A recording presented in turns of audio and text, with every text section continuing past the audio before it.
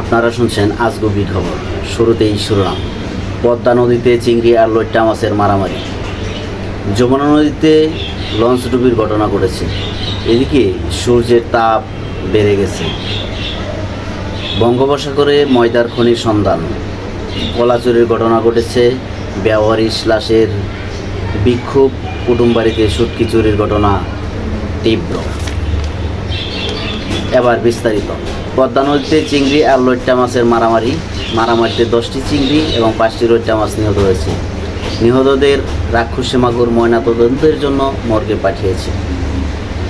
এদিকে আজ যমুনা নদীতে ছুরি মাছের আঘাতে একটি লঞ্চ ডুবির ঘটনা ঘটেছে, কিন্তু সেখানে কোনো হতাহতের খবর পাওয়া যায়নি।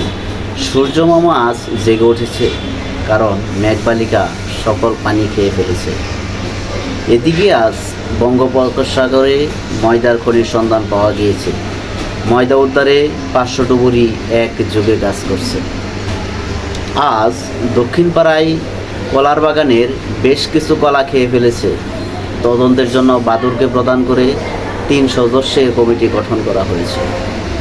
অন্যদিকে বেওয়ারিশ কবরস্থানের সকল মুর্দা বিক্ষোভ করেছে। তাদের দাবি বৈষম্য দূর করে আজিমপুর কবরস্থানে সমাহিত করার অনুরোধ।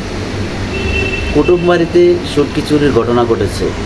ঘটনা তদন্তে সিআইডি বিড়ালকে দায়িত্ব দেওয়া হয়েছে। তদন্ত শেষে সিআইডি বিড়াল জানায় শুটকিগুলো পুকুরের দেশি পুঁটি মাছে খেয়ে ফেলেছে। ধন্যবাদ।